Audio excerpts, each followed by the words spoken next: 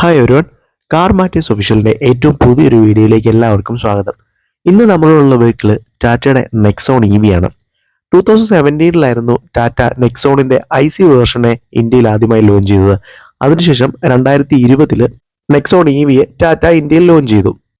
അതിനുശേഷം ഇപ്പം 2024 എത്തി നിൽക്കുമ്പോൾ നെക്സോൺ EVയുടെ ഫേസ് ലിഫ്റ്റഡ് ആയിട്ടുള്ള EV 3.0 ആണ് ഇപ്പോൾ സ്റ്റിൽ റണ്ണിംഗ് ആയിട്ടുള്ളത്. ആ വെഹിക്കിൾ തന്നെയാണ് ഇന്ന് നമ്മുടെ കൂടെ ഉള്ളത്. ഇന്ത്യയിൽ തന്നെ ഏറ്റവും കൂടുതൽ വിൽക്കപ്പെടുന്ന ഇലക്ട്രിക് വെഹിക്കിൾ ഏതാണെന്ന് ചോദിച്ചാൽ അത് ശരിക്കും നെക്സോൺ EV തന്നെയാണ്. നെക്സോൺ EVയിലൂടെ ടാറ്റ സ്റ്റാർട്ട് ചെയ്തത് ഒരു വലിയ ചുവടുവെപ്പ് തന്നെയായിരുന്നു. അതിനുശേഷം ഒരു പഞ്ച് EV, അതുപോലെ ടിയാഗോ, ടിഗർ എന്നിങ്ങനെ ഇത്രയും വെഹിക്കിൾസ് ഇപ്പോൾ അവരുടെ ലൈനപ്പിലുണ്ട്. EV ലൈനപ്പിൽ റീസെൻ്റ്ലി വന്ന പഞ്ച് EV ഒക്കെ തന്നെ വളരെ സക്സസ്ഫുൾ ആയിട്ടുള്ള ഒരു മോഡലാണ്. അപ്പോൾ ഇന്ന് നമുക്ക് നെക്സോൺ EVയുടെ എക്സ്റ്റീരിയർ ഇന്റീരിയർ ഡിസൈനും കാര്യങ്ങളും ഇതിൻ്റെ ഡ്രൈവ് എന്തൊക്കെയാണെന്ന് നോക്കാം. അതുപോലെ ആരെങ്കിലും ഈ ഒരു വീഡിയോ നമ്മുടെ ചാനൽ സബ്സ്ക്രൈബ് ചെയ്യാതെ കാണുന്നുണ്ടെങ്കിൽ ജസ്റ്റ് നമ്മുടെ ചാനൽ ഒന്ന് സബ്സ്ക്രൈബ് ചെയ്യുക. അപ്പോൾ നമുക്ക് വാഹനത്തിന്റെ എക്സ്റ്റീരിയർ ലുക്സിൽ നിന്ന് തന്നെ സ്റ്റാർട്ട് ചെയ്യാം. നമ്മൾ ഫ്രണ്ട് പോർഷനിലേക്ക് നോക്കുമ്പം ആദ്യം ഒരു 3 DRLS സ്ട്രിപ്സ് നമുക്ക് കാണാൻ പറ്റും. എൻഡ് ടു എൻഡ് കണക്റ്റഡ് ആണിത്.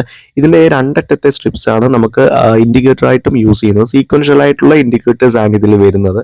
ഈ വാഹനത്തിന് വരുന്നത് പ്രൊജക്ടർ LED ഹെഡ് ലാംപ്സ് ആണ്. നോക്കുമ്പോൾ ഒരു ഐസ് ക്യൂബ് ഡിസൈനിലാണ് ഈ ഒരു ഹെഡ് ലാംപ്സിന്റെ ഡിസൈൻ ഒക്കെ അവർ കൊടുത്തിരിക്കുന്നത്. അത് താഴെ ഒരു സ്പെസിഫിക് പൊസിഷനിലാണ് പ്ലേസ് ചെയ്തിരിക്കുന്നത്. അതിന് താഴെയായിട്ട് കോർണറിംഗ് ഫംഗ്ഷനോട് കൂടിയ ഫോഗ് ലാംപ്സ് ആണ് ഈ ഒരു വാഹനത്തിൽ വരുന്നത്. ഫുള്ളായിട്ട് ഒരു എയർ കട്ടൺ ഡിസൈൻ നമുക്ക് കാണാൻ പറ്റും. നമ്മുടെ വാഹനത്തിന്റെ പല സൈഡിലും ഈ ഒരു ഡിസൈൻ നമുക്ക് വീണ്ടും കാണാൻ പറ്റും. മുകളിലുള്ള LED സ്ട്രിപ്സിന്റെ സൈഡിലൊക്കെ ചെറുതായിട്ട് അത് വന്നിട്ടുണ്ട്. സൈഡ് പോർഷനിലേക്ക് പോകുമ്പോൾ ആദ്യം തന്നെ നമ്മുടെ ലുക്സ് പോകുന്നത് എയ്റോ ആക്സൻസോട് കൂടിയ 16 ഇഞ്ചസിന്റെ ഡയമണ്ട് കട്ട് അലോയ് വീൽസിലേക്കാണ്. അതൊരു ഡിസൈൻ കാണാനൊക്കെ തന്നെ നല്ല ഭംഗിയുണ്ട്. മുകളിലായിട്ട് നമുക്ക് ഡോറിന്റെ സൈഡിലൊക്കെ നോക്കുവാണെങ്കിൽ ഒരു പിയാനോ ബ്ലാക്ക് ഫിനിഷ് നമുക്ക് അവിടെ കാണാൻ പറ്റും. ഇത് ശരിക്കും ഒരു ഡുവൽ ടോൺ കളർ ഓപ്ഷൻ ആയതുകൊണ്ട് തന്നെ അതിന്റെ ഒരു ഫോളോ അപ്പ് ആയിട്ട് നമുക്ക് ഈ ഒരു സൈഡിലും പിയാനോ ബ്ലാക്ക് ഫിനിഷും കാര്യങ്ങളും എല്ലാം നൽകിയിട്ടുണ്ട്. മുകളിലായിട്ട് ചെറിയൊരു സിൽവർ കളറിൽ റൂഫ് റൈൽസും കാര്യങ്ങളും എല്ലാം പ്രൊവൈഡ് ചെയ്യുന്നു. റിയർ സൈഡിലേക്ക് വരുമ്പോഴത്തേക്ക് ചെറിയൊരു ഫ്ലോട്ടിംഗ് ഡിസൈൻ ആണ് നെക്സോണിൽ നമ്മൾ കാണുന്നത്. IC വെഹിക്കിളിലാണെങ്കിലും ഏകദേശം ഇതേ സെയിം ഡിസൈൻ ആണ് വരുന്നത്. റിയർ സൈഡിലേക്ക് പോകുമ്പോൾ ആദ്യം നമ്മുടെ കണ്ണിൽ സ്ട്രൈക്ക് ചെയ്യുന്നത് റിയർ ടെയിൽ ലാംപ്സ് തന്നെയാണ്. ഫുൾ LED സ്ട്രിപ്സ് ആണ് അതിൽ വരുന്നത്. നടുക്കായിട്ട് ടാറ്റയുടെ ലോഗോയും കാര്യങ്ങളൊക്കെ കാണാൻ പറ്റും. പഴയ മോഡൽ വെച്ച് നോക്കുമ്പോൾ ടോട്ടലി റീഡിസൈൻഡ് ആയിട്ടുള്ള ഒരു ലുക്സ് ആണിത്. മുകളിലത്തെ സ്പോയിലർ കാണുമ്പോൾ തന്നെ സ്പോയിലറിനുള്ളിലാണ് അവർ റിയർ വൈപ്പറും വാഷറും എല്ലാം പ്ലേസ് ചെയ്തിരിക്കുന്നത്. ഒരു ഹിഡൻ വൈപ്പർ വാഷർ ഡിസൈൻ ആണ് ഇപ്പോൾ വരുന്നത്. മുകളിലായിട്ട് ഷാർക്ക് ഫിൻ ആന്റിനയും കാര്യങ്ങളും എല്ലാം നൽകിയിട്ടുണ്ട്. താഴെയായിട്ട് നെക്സോൺ EVയുടെ ബാഡ്ജിങ്, വലിയൊരു ബാഡ്ജിങ് നൽകിയിട്ടുണ്ട്. അതുപോലെ തന്നെ റിവേഴ്സ് ലൈറ്റും കാര്യങ്ങളും എല്ലാം ഒരു സെപ്പറേറ്റ് ഹൗസിംഗ് ആയിട്ടാണ് പ്രൊവൈഡ് ചെയ്തിരിക്കുന്നത്. 350 ലിറ്റേഴ്സിന്റെ അത്യാവശ്യം മാസീവായിട്ടുള്ള ഒരു ബൂട്ട് ഏരിയ തന്നെയാണ് നെക്സോണിലുള്ളത്. ഇതൊരു കോമ്പാക്ട് SUV സെഗ്മെന്റ് വരുന്ന വെഹിക്കിൾ ആയതുകൊണ്ട് തന്നെ ബൂട്ട് ഏരിയയ്ക്ക് നല്ല രീതിക്ക് പ്രാധാന്യം അവർ നൽകിയിട്ടുണ്ട്. പിന്നെ ബാറ്ററി പാക്കും കാര്യങ്ങളും എല്ലാം തന്നെ വാഹനത്തിന്റെ ആ അടിയിലത്തെ ലെയറിൽ അങ്ങനെ പ്ലേസ് ചെയ്തിരിക്കുന്നത് തന്നെ ബൂട്ടിൽ കോംപ്രമൈസ് ചെയ്യേണ്ട ആവശ്യമില്ല. ബാക്കിലേക്ക് ഒരു ബാറ്ററി വരുന്നു എന്നുള്ള ഒരു പ്രശ്നങ്ങളോ കാര്യങ്ങളോ ഒന്നും തന്നെ ഇല്ല. അതുകൊണ്ട് തന്നെ അത്യാവശ്യം നല്ല രീതിക്കുള്ള ബൂട്ട് സ്പേസ് നമുക്ക് ഈ വെഹിക്കിളിൽ ലഭിക്കുന്നുണ്ട്. ബൂട്ടിൽ നമുക്ക് ആ ഒരു സബ് ബൂഫർ കാണാൻ പറ്റും. ഇത് ടോപ്പ് വേരിയന്റ് ആണ്, അതുകൊണ്ടാണ് ബൂട്ടിൽ ഈ ഒരു സബ് ബൂഫർ നമുക്ക് കാണാൻ പറ്റുന്നത്. 10 സ്പീക്കേഴ്സിന്റെ ഒരു സിസ്റ്റമാണ് ഈ ഒരു വെഹിക്കിൾ വരുന്നത്. ഇനി നമുക്ക് വെഹിക്കിളിന്റെ ഇന്റീരിയറിൽ എന്തൊക്കെ ഫീച്ചേഴ്സ് കാര്യങ്ങളുണ്ട് എന്നുള്ളത് നോക്കാം. നമ്മളോട് ഇപ്പോൾ ഉള്ളത് വേരിയന്റ് എന്ന് വെച്ചാൽ empowered plus S LR ACFC എന്ന് പറയുന്ന വേരിയന്റ് ആണ്. ഏറ്റവും ടോപ്പ് വേരിയന്റ് ആണ്. ഇതിൽ നമുക്ക് സൺറൂഫും കാര്യങ്ങളും എല്ലാം വരുന്നുണ്ട്. അതുപോലെ തന്നെ ഇന്റീരിയറിലെ ഏറ്റവും ടോപ്പ് നോച്ച് ആയിട്ടുള്ള ഫീച്ചേഴ്സും കാര്യങ്ങളും എല്ലാം ഈ ഒരു വേരിയന്റിലാണ് ലഭിക്കുന്നത്. നെക്സോൺ EVയുടെ ഇന്റീരിയറിലേക്ക് കയറുമ്പം ഫസ്റ്റ് ഇംപ്രഷനായിട്ട് ശരിക്കും ഒരു ഫ്രഷ് ഫീൽ ആണ് നമുക്ക് ലഭിക്കുന്നത്. ഇത് ടോപ്പ് വേരിയന്റ് ആയിട്ട് തന്നെ അത്യാവശ്യം നല്ല ഫീച്ചർ ലോഡ് ആയിട്ടുള്ളൊരു വേരിയന്റ് ആണിത്. വെഹിക്കിളിന്റെ ഡോർ പാർട്സിലേക്ക് നോക്കുമ്പോൾ നമുക്ക് ഫ്ലോട്ടിംഗ് ആയിട്ടുള്ള ഡിസൈനിലാണ് പവർ വിൻഡോ സ്വിച്ചസും ബാക്കിയെല്ലാം പ്രൊവൈഡ് ചെയ്തിരിക്കുന്നത്. അത്യാവശ്യം യൂസർ ഫ്രണ്ട്ലി ആയിട്ടുള്ള ഡിസൈൻ തന്നെയാണിത്. അത് താഴെയായിട്ട് ചെറിയൊരു കപ്പ് ഹോൾഡറും അതുപോലെ ഒരു സ്റ്റോറേജ് സ്പേസും വരുന്നുണ്ട്. ഇപ്പൊ നമുക്ക് ഇനിയും വരാൻ പോകുന്ന എല്ലാ ടാറ്റയിലും ചിലപ്പോൾ നമുക്ക് ഇലുമിനേറ്റഡ് സ്റ്റിയറിംഗ് വീൽ ആയിരിക്കും കാണാൻ പോകുന്നത്. ഫ്ലാറ്റ് ബോട്ടം ആയിട്ടുള്ള സ്റ്റിയറിംഗ് വീലാണ്. അതുപോലെ ടാറ്റയുടെ ഒരു ലോഗോ ആണ് ഇതിന്റെ ഒരു ഡിജിറ്റൽ സ്ക്രീനിൽ നമ്മൾ ഓൺ ആക്കുന്ന സമയത്ത് വരുന്നത്. 26 സെന്റിമീറ്ററിന്റെ കോക്പിറ്റ് ആണ് ഈ ഒരു വാഹനത്തിൽ വരുന്നത്. അതുപോലെ തന്നെ 31 സെന്റിമീറ്ററിന്റെ ഇൻഫോർടൈൻമെന്റ് സിസ്റ്റവും വരുന്നുണ്ട്. ഈ ഒരു ഇൻസ്ട്രുമെന്റ് ക്ലസ്റ്റർ ആണെങ്കിൽ ഫുള്ളി ഡിജിറ്റൽ ആയിട്ടുള്ള ഇൻസ്ട്രുമെന്റ് ക്ലസ്റ്റർ ആണ്. EV ആയതുകൊണ്ട് തന്നെ നമ്മൾ ICയിൽ കാണുന്നതിനെക്കാട്ടിലും ഒരുപാട് നമുക്ക് ഇൻഫോർമേഷൻസ് ഈ ഒരു വെഹിക്കിളിന്റെ ഇൻസ്ട്രുമെന്റ് ക്ലസ്റ്ററിൽ നമുക്ക് ലഭിക്കും. ഇതിൽ നമുക്ക് ഡ്രൈവ് ചെയ്യുന്ന സമയത്തുള്ള ഇൻസ്റ്റോഗ്രാം അടക്കമുള്ള, അതുപോലെ നമുക്ക് ഈ ഒരു വെഹിക്കിളിൽ നമുക്ക് നാവിഗേഷൻ കാര്യങ്ങളൊക്കെ തന്നെ ഇൻസ്ട്രുമെന്റ് ക്ലസ്റ്ററിലോട്ട് ഇൻഫോർടൈൻമെന്റിൽ നിന്ന് നമുക്ക് ഷെയർ ചെയ്തിട്ട് കാണാനൊക്കെ പറ്റും. അങ്ങനെ ഒരുപാട് ഫീച്ചർ റിച്ച് ആയിട്ടുള്ള ഒരു ഇൻസ്ട്രുമെന്റ് ക്ലസ്റ്ററാണ് ഈ വാഹനത്തിൽ വരുന്നത്. ഇൻഫോർടൈൻമെന്റ് സിസ്റ്റത്തിന്റെ കാര്യം പറയുവാണെങ്കിൽ 31 സെന്റിമീറ്ററിന്റെ ഒരു മാസീവായിട്ടുള്ള ഇൻഫോർടൈൻമെന്റ് സിസ്റ്റമാണ് ഇതിൽ. ടച്ച് റെസ്പോൺസും കാര്യങ്ങളൊക്കെ തന്നെ അടിപൊളിയാണ്. നമുക്കൊരു സിനിമാറ്റിക് എക്സ്പീരിയൻസ് തരാൻ പറ്റുന്ന രീതിയിലുള്ള ഒരു ശരിക്കും ഒരു സ്ക്രീനാണ് ഇതിന് നൽകിയിരിക്കുന്നത്. JBL മോഡ്സ് കാര്യങ്ങളൊക്കെ തന്നെ ഇതിൽ അവൈലബിൾ ആണ്. അതുപോലെ തന്നെ ടാറ്റയുടെ Arcade.tv എന്ന് പറയുന്നൊരു ആപ്പ് സ്റ്റോർ ഇതിലുണ്ട്. അതുവഴി നമുക്ക് നെറ്റ്ഫ്ലിക്സ് അതുപോലുള്ള സ്ട്രീമിംഗ് ആപ്സ് ഒക്കെ നമുക്ക് ഇതിൽ സ്ട്രീം ചെയ്യാനും കാര്യങ്ങളെല്ലാം സാധിക്കുന്നതാണ്. അതിന് താഴെയായിട്ട് AC ഇവൻറ്റ്സ് കാര്യങ്ങളൊക്കെ തന്നെ കാണാം. അതിന് താഴെയായിട്ട് മൊത്തം ഫിജിറ്റൽ സ്വിച്ചസ് ആണ്. നമ്മുടെ AC കൺട്രോൾസ്, ലോക്ക് അൺലോക്ക് എന്നിങ്ങനെ വെഹിക്കിളിൻ്റെ ബാക്കി ബേസിക്കായിട്ട് വരുന്ന സ്വിച്ചസും കാര്യങ്ങളും ഒക്കെ തന്നെ അവർ ഒരു ഫിസിക്കൽ സ്വിച്ച് അല്ലാതെ ഫിജിറ്റൽ സ്വിച്ച് ആയിട്ടാണ് നൽകിയിരിക്കുന്നത്. ജസ്റ്റ് നമുക്ക് ടച്ച് ചെയ്ത് കഴിഞ്ഞാൽ തന്നെ ആ സ്വിച്ചസ് എല്ലാം നമുക്ക് യൂസ് ചെയ്യാൻ പറ്റും. അതും ഒരു പുതിയ ഡിസൈൻ, നമ്മൾ മറ്റു വാഹനങ്ങളിലൊന്നും കണ്ടുവരാത്തൊരു ടൈപ്പാണ്. പിന്നെ ആകെ ഇതിൽ നമുക്ക് ഫിംഗർ പ്രിൻറ്റ് സ്പഡ്ജസ് വരാൻ ചാൻസ് ഉണ്ട്, അതുപോലെ പോറൽ വരാൻ ചാൻസ് ഉണ്ടെന്നൊരു കാര്യം മാത്രം മാറ്റി നിർത്തി കഴിഞ്ഞാൽ ഭയങ്കര ഫ്രഷ് ഫീലാണ് നമുക്ക് ഈ ഒരു സിസ്റ്റത്തിൽ നമുക്ക് കാണാൻ പറ്റുന്നത്. താഴെയായിട്ട് വെഹിക്കിളിൻ്റെ ഡ്രൈവ് മോഡ് സെലക്ടറും വരുന്നു. സ്മാർട്ട് T ഷിഫ്റ്റർ എന്നാണ് ഈ ഒരു നോബിനെ കമ്പനി വിളിക്കുന്നത്. അപ്പം ഇതിനകത്ത് ഇപ്പം EVയിൽ വേറെ ഷിഫ്റ്റിങ് കാര്യങ്ങളോ ഒന്നുമില്ല, ജസ്റ്റ് ന്യൂട്രൽ ഡ്രൈവ് കാര്യങ്ങൾ, പാർക്കും റിവേഴ്സും അങ്ങനെ വരുന്നുള്ളൂ. പാർക്ക് എന്ന് പറയുന്ന ഒരു സ്പെസിഫിക് സ്വിച്ച് ആയിട്ട് നൽകിയിട്ടുണ്ട്. അതിന് പിന്നിലായിട്ട് നമുക്ക് ഡ്രൈവ് മോഡ് സെലക്ടർ കാണാം. ഇക്കോ, സിറ്റി, സ്പോർട്ട് എന്നിങ്ങനെ 3 ഡ്രൈവ് മോഡ്സ് ആണ് ഈ വെഹിക്കിളിൽ വരുന്നത്.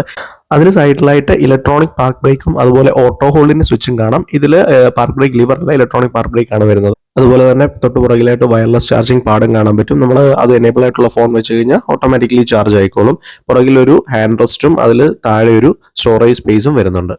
മുകളിലായിട്ട് ഓട്ടോ ഡിമ്മിങ്ങോട് കൂടി IRVMs ആണ് വരുന്നത്. സൈഡിൽ 2 സൺഷെയ്ഡ് വരുന്നുണ്ട്. സൺഷെയ്ഡിൽ വാനിറ്റി മിറേഴ്സ് കാര്യങ്ങളൊക്കെ വരുന്നുണ്ട്. അതിന് മുകളിൽ നമുക്ക് സൺറൂഫിന്റെ സ്വിച്ചും കാര്യങ്ങളും എല്ലാം കാണാൻ പറ്റും. ഡ്രൈവർ സൈഡിലെ സൺഷെയ്ഡിൽ ടിക്കറ്റ് ഹോൾഡർ മാത്രമേ വരുന്നുള്ളൂ, അതിൽ വാനിറ്റി മിറർ ഒന്നും വരുന്നില്ല.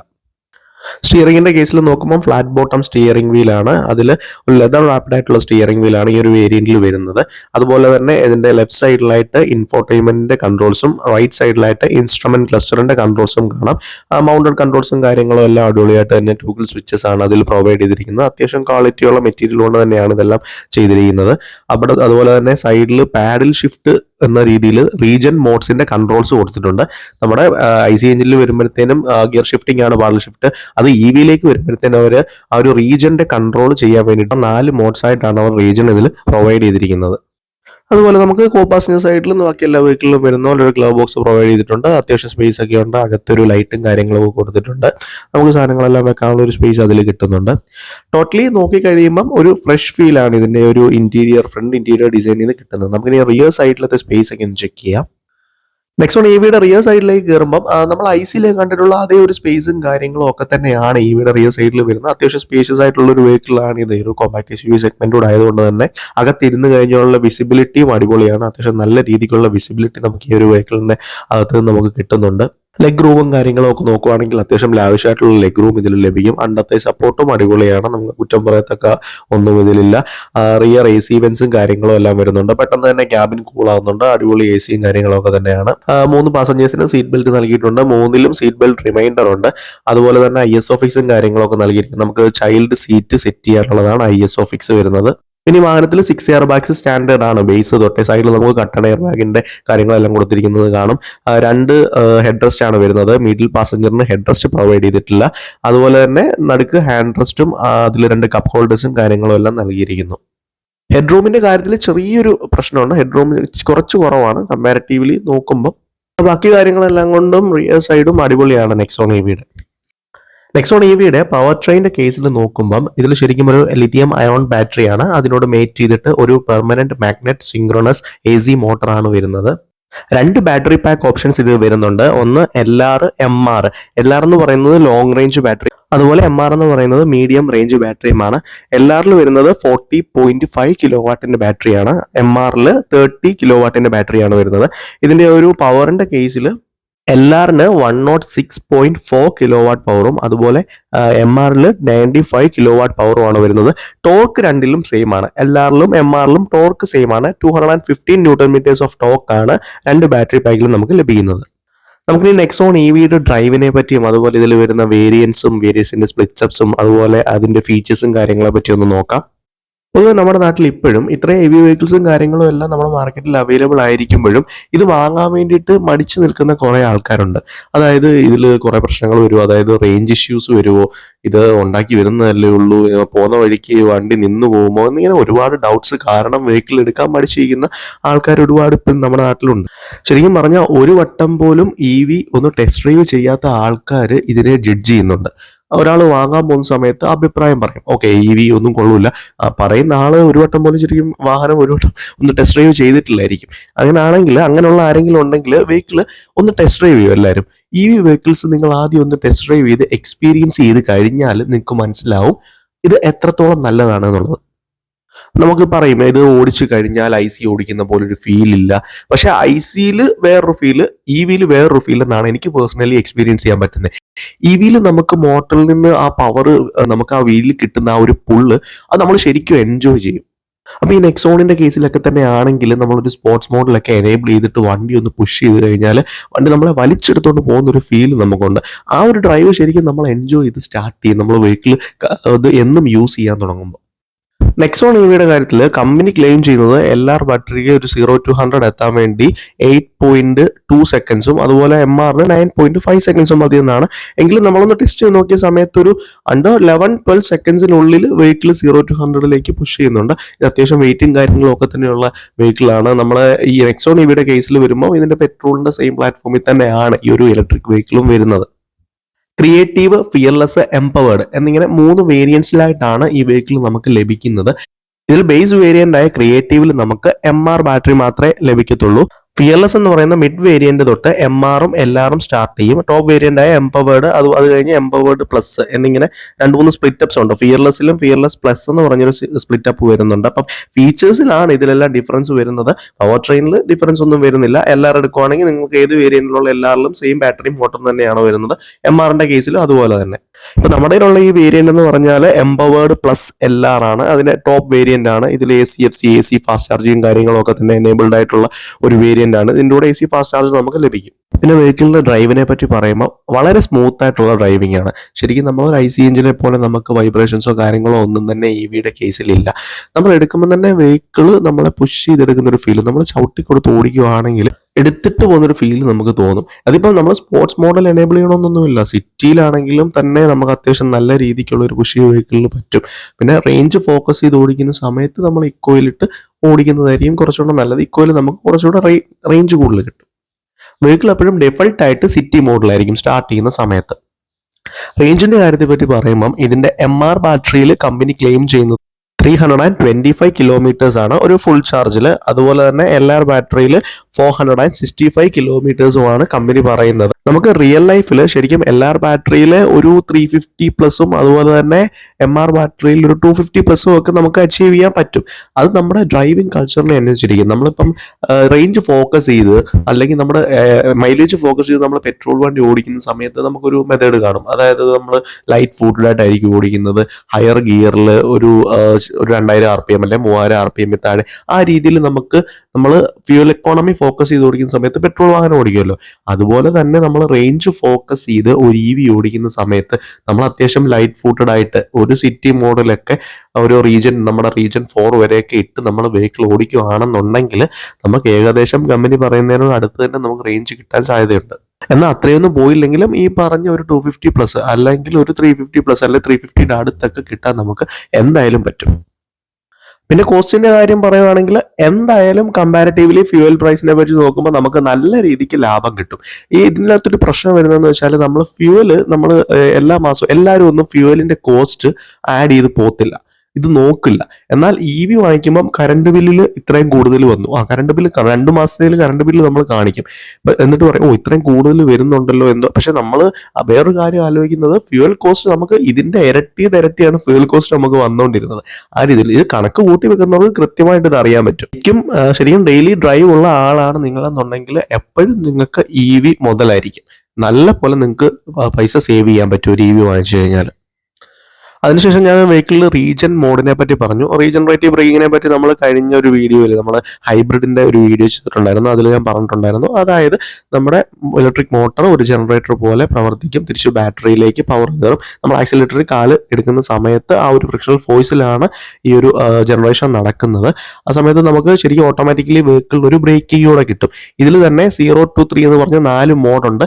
അപ്പം ലെവൽ 1-ലും 2-ലും 3-ലും ഇടുമ്പം ആ ഒരു ബ്രേക്കിങ്ങിന്റെ പവറിന് ആ ഒരു എഫക്റ്റിന്റെ ഡിഫറൻസ് ഉണ്ടാവും. ലെവൽ 3-ലൊക്കെ ഇട്ട് ഓടിക്കുവാണെങ്കിൽ നല്ല രീതിക്ക് ഒരു ബ്രേക്കിംഗ് നമുക്ക് ഫീൽ ചെയ്യും. ശരിക്കും നമുക്ക് EV വെഹിക്കിൾസിൽ ഹൈവേസിലേക്കാളും നമുക്ക് റേഞ്ച് കൂടുതൽ കിട്ടുന്നത് സിറ്റിയിലാണ്. കാരണം സിറ്റിയിൽ നമ്മൾ ഒരു ട്രാഫിക്കിലും കാര്യങ്ങളൊക്കെ പോകുന്ന സമയത്ത് ആക്സിലേറ്റർ അധികം പെഡൽ യൂസ് ചെയ്യാതെ പെഡൽ എടുത്തെടുത്ത് പോകുമ്പോൾ ഈ ഒരു റീജനറേറ്റീവ് മോഡ് ഓൺ ആണെങ്കിൽ നല്ല രീതിക്ക് റേഞ്ച് നമുക്ക് എടുക്കാൻ പറ്റും. ഇതിൽ നിന്ന് കിട്ടുന്ന മറ്റൊരു വലിയ ഗുണം എന്താണെന്ന് വെച്ചാൽ ബ്രേക്ക് പാർട്സിന്റെ ലൈഫ് കൂടും. സർവീസിൽ അത് നമുക്ക് അത്രയും കോസ്റ്റ് കുറഞ്ഞിരിക്കും. സാധാരണ ഒരു പെട്രോൾ വെഹിക്കിളിനേക്കാൾ ബ്രേക്ക് പാർട്സിന്റെ ലൈഫ് EVയിൽ കൂടുതലാണ്. അത് ശരിക്കും ഈ റീജനറേറ്റീവ് ബ്രേക്കിങ്ങിലൂടെയാണ് ആപ്ലിക്കബിൾ ആവുന്നത്. നമ്മുടെ ഡ്രൈവും അതുപോലെ തന്നെ കുറച്ചുകൂടി ഈസി ആക്കും. എപ്പോഴും നമ്മൾ ഈ ബ്രേക്ക് ചവിട്ടി പിടിച്ചിരിക്കേണ്ട കാര്യമൊന്നുമില്ല. അതുപോലെ തന്നെ ഈ ഒരു എംപവേർഡ് പ്ലസ് എന്ന വേരിയന്റിലേക്ക് വരുമ്പം നമുക്ക് ഓട്ടോ ഹോൾഡ് എന്ന് പറഞ്ഞൊരു ഫീച്ചറോടെ വരുന്നുണ്ട്. ഓട്ടോ ഹോൾഡ് ആകുമ്പോഴത്തേനും നമ്മൾ ട്രാഫിക്കിലൊക്കെ പോയി നിർത്തി കഴിഞ്ഞാൽ ഓട്ടോ ഹോൾഡ് എനേബിൾ ആണെങ്കിൽ ജസ്റ്റ് ഒരു വട്ടം ബ്രേക്ക് ചെയ്ത് കഴിഞ്ഞ് ബ്രേക്കിൽ നിന്ന് കാലെടുത്ത് കഴിഞ്ഞാൽ വണ്ടി പിന്നെ ഫ്രണ്ടിലോട്ട് മൂവ് ചെയ്യില്ല. പിന്നെ നമ്മൾ എപ്പോഴാണോ ആക്സിലേറ്റർ പെഡൽ കൊടുക്കുന്നത് ആ സമയത്ത് മാത്രമായിരിക്കും വെഹിക്കിൾ മുന്നോട്ട് പോകുന്നത്. അപ്പം നമുക്ക് അങ്ങനെ ചവിട്ടി പിടിച്ചിരിക്കേണ്ട ആവശ്യവും കാര്യങ്ങളും ഒന്നും വരുന്നില്ല. സാധാരണ ബ്രേക്കിങ്ങിന്റെ കാര്യത്തിലാണെങ്കിലും അത്യാവശ്യം നല്ല രീതിക്കുള്ള ബ്രേക്കിംഗ് കാര്യങ്ങളും ഒക്കെ തന്നെയാണ് ഈ വാഹനത്തിലുള്ളത്. നമ്മൾ ഇത്രയും ദൂരം ഓടിച്ചിട്ടും ബ്രേക്ക് ഫെയിലിയർ കാര്യങ്ങളൊന്നും ഫീൽ ചെയ്തിട്ടില്ല. 4 ഡിസ്ക് ബ്രേക്സ് ആണ് ഈ ഒരു വേരിയന്റിൽ വരുന്നത്. അത് അത്യാവശ്യം അടിപൊളിയായിട്ടുള്ളൊരു സംഭവമാണ്. സ്റ്റിയറിംഗ് ഫീലിനെ പറ്റി പറയുമ്പം ഓൾറെഡി നമ്മുടെ നെക്സോണിന്റെ അല്ലാത്ത ICയിൽ തന്നെ അത്യാവശ്യം നല്ല അടിപൊളി സ്റ്റിയറിംഗ് ആണ് വരുന്നത്. ഇവിടെ കേസിൽ നമുക്ക് സ്റ്റിയറിംഗ് ഫീൽ അടിപൊളിയാണ്. നമുക്ക് കോർണേഴ്സ് ഒക്കെ എടുക്കുന്ന സമയത്ത് ആ ഒരു കോൺഫിഡൻസ്, സ്റ്റിയറിംഗിലെ ആ ഒരു കോൺഫിഡൻസ് നമുക്ക് കിട്ടുന്നുണ്ട്. ഡ്രൈവ് കംഫർട്ടിന്റെ കാര്യത്തിലാണെങ്കിലും EV മുന്നിൽ തന്നെയാണ്. നമുക്ക് ഒരുപാട് അത്യാവശ്യം നല്ല ദൂരയാത്ര ചെയ്താലൊന്നും വലിയ ക്ഷീണമോ കാര്യങ്ങളോ ഒന്നും തന്നെ ഈ ഒരു വെഹിക്കിളിൽ അനുഭവപ്പെടുന്നില്ല. നമുക്കറിയാം വെഹിക്കിളിന്റെ ചാർജേഴ്സിനെ പറ്റി നോക്കാം. വെഹിക്കിളിൽ നമുക്ക് 3 ടൈപ്സ് ഓഫ് ചാർജിങ് വരുന്നുണ്ട്. ഒന്ന് 3.3 കിലോവാട്ടിന്റെ AC ഹോം ചാർജറാണ്. അത് നമ്മുടെ വീട്ടിലൊരു പവർ പ്ലഗ് ഉണ്ടെങ്കിൽ ആ പവർ പ്ലഗിൽ നമുക്ക് പ്ലേസ് ചെയ്ത് കഴിഞ്ഞാൽ ഈ ഒരു ചാർജർ വെച്ചിട്ട് നമുക്ക് ചാർജ് ചെയ്യാം. 15 ഹവേഴ്സ് ആണ് ഇതിന്റെ ഒരു LR ബാറ്ററി ഫുൾ ചാർജ് ആവാൻ വേണ്ടിയിട്ട് ഈ ഒരു 3.3 വെച്ച് എടുക്കുന്നത്.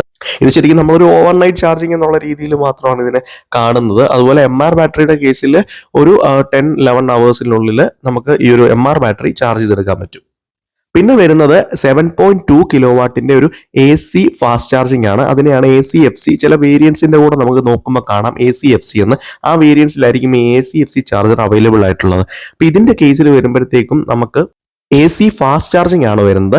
ഇതൊരു LR ബാറ്ററിയുടെ കേസിൽ 6 ഹവേഴ്സ് ആണ് ഫുൾ ചാർജിന് വേണ്ടി എടുക്കുന്നത്. അതുപോലെ MR ബാറ്ററിയിൽ 4.3 ഹവേഴ്സ് ആണ് എടുക്കുന്നത്. ഇനി നമുക്ക് വീട്ടിൽ പ്ലേസ് ചെയ്യണമെങ്കിൽ അവിടെ 3 ഫേസ് അവൈലബിൾ ആയിരിക്കണം. അങ്ങനെ ഒരു കൺസ്ട്രെയിൻ ഇതിലുണ്ട്. പിന്നെ വരുന്നത് നമുക്ക് പുറത്ത് കിട്ടുന്ന DC ഫാസ്റ്റ് ചാർജിങ് ആണ്. DC ഫാസ്റ്റ് ചാർജിങ്ങിന്റെ കേസിൽ LR ബാറ്ററി ആണെങ്കിലും MR ബാറ്ററി ആണെങ്കിലും 56 മിനിറ്റ്സ് ആണ് ഫുൾ ചാർജ് ആവാൻ വേണ്ടി എടുക്കുന്നത്. ഈ ഫുൾ ചാർജിന്റെ കേസിൽ നമ്മൾ പറയുന്നത് 0 to 100 അല്ല.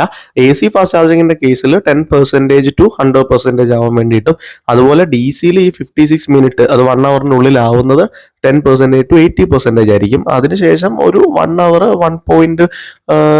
20 മിനിറ്റ്സ് 1 അവർ കഴിഞ്ഞ് 20 മിനിറ്റ്സോടെ നിന്ന് കഴിഞ്ഞാൽ 100% നമുക്ക് ചാർജ് ചെയ്യാം. പിന്നെ നമ്മൾ EV വെഹിക്കിൾസിന്റെ കാര്യത്തിൽ നോക്കുന്നത് എപ്പോഴും ഒരു 20% താഴെ പോവാതെ ചാർജ് ചെയ്യുന്നതാണ് ബാറ്ററി ഹെൽത്തിന് നല്ലത്. നമ്മുടെ മൊബൈൽ ഫോണിന്റെ ഒക്കെ ബാറ്ററി സേവ് ചെയ്യാൻ വേണ്ടിയിട്ട് ചെയ്യുന്ന അതേ ഒരു സംഭവം തന്നെയാണിത്. ടാറ്റയുടെ കേസിൽ 3 ഫാസ്റ്റ് ചാർജിങ്ങിന് ശേഷം ടാറ്റ റെക്കമെൻഡ് ചെയ്യുന്ന ഒരു സ്ലോ ചാർജിങ് ആണ്. അതായത് അടുപ്പിച്ച് 3 ഫാസ്റ്റ് ചാർജിങ് ചെയ്ത് കഴിഞ്ഞാൽ അടുത്ത ഒരു സ്ലോ ചാർജിങ് ചെയ്യുന്നതാണ്. അത് ബാറ്ററി ലൈഫ് ഇൻക്രീസ് ചെയ്യാൻ വേണ്ടിയിട്ടാണ്. ഇതിപ്പോൾ ഈ 3 ഫാസ്റ്റ് ചാർജിങ് എന്ന് പറയുമ്പോൾ തന്നെ നമ്മളൊരു 1000 കിലോമീറ്റേഴ്സ് അടുത്ത് ക്ലെയിം ചെയ്യും. അപ്പം നമ്മൾ അങ്ങനെ പേടിക്കേണ്ട ആവശ്യമൊന്നുമില്ല. നമുക്കൊരു ട്രിപ്പിൽ തന്നെ ഈ 3 ഫാസ്റ്റ് ചാർജിങ്ങിന്റെ ആവശ്യമൊന്നുമില്ല. ജസ്റ്റ് നമ്മളൊന്ന് പ്ലാൻ ചെയ്ത് കഴിഞ്ഞാൽ നമുക്കിത് ചെയ്യാവുന്ന കാര്യമേ ഉള്ളൂ.